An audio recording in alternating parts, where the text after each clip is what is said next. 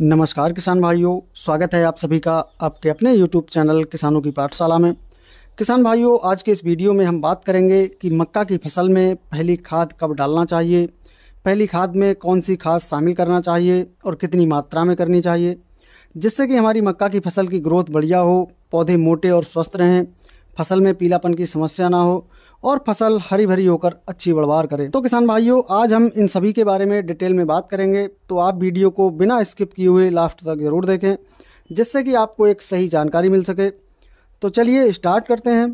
किसान भाइयों, जब हमारी मक्का की फसल बुआई के बाद लगभग 25 से 30 दिन की अवस्था की होती है, तो उसमें हमें पहली सिंचाई की आवश्यकता होती है और पहली खाद की आवश्यकता होती है।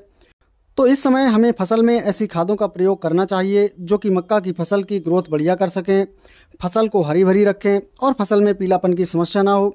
तो किसान भाइयों, आज हमने जो खाद लिए हैं, यदि आप इन्हें अपनी मक्का की फसल में पहली खाद के रूप में डालते हैं, तो आपकी मक्का की जो फसल है वो बहुत ही बढ़िया हरी भरी होकर चलेगी और फसल में जो भुट्टा बनेगा वो बड़ा और चमकदार बनेगा, जिससे आपको अपनी मक्का की फसल से एक बढ़िया पैदावार देखने को मिलेगी।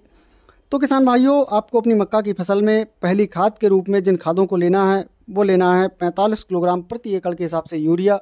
दूसरा, इसके साथ आपको ऐड करना है एक फंजीसाइड। फंजीसाइड में आप साफ ले सकते हैं। फंजीसाइड की हम मात्रा की बात करें तो इसकी 250 से 300 ग्राम मात्रा आपको प्रति एकड़ के हिसाब से लेनी है। तीसरा, इसके साथ आपको लेना है ह्यूमिक एसिड। ह्यूमिक एसिड की 1 किलोग्राम मात्रा प्रति एकड़ के हिसाब से आपको लेनी है।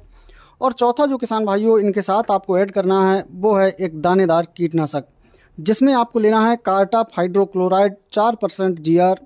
इसकी 5 किलोग्राम मात्रा आपको प्रति एकड़ के हिसाब से लेनी है। किसान भाइयों, आपको इन सभी दवाओं और खादों को मार्केट से लेकर आना है और लेने के बाद इन सभी को अच्छी तरह से मिक्स कर लेना है और मिक्स करने के बाद अपनी मक्का की फसल में अच्छी तरह से बिखेर देना है और बिखेरने के बाद फसल की आपको सिंचाई कर देनी है। किसान भाइयों, इन सभी खादों को लगाने के 8 दिन बाद आपको इनके रिजल्ट मक्का की फसल में बहुत ही शानदार देखने को मिलेंगे।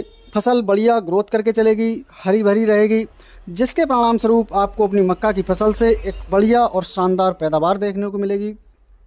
तो किसान भाइयों, आप अपनी मक्का की फसल में पहली खाद के रूप में इन खादों का प्रयोग कर सकते हैं, जिससे कि आप अपनी मक्का की फसल से एक बेहतर उत्पादन ले सकते हैं।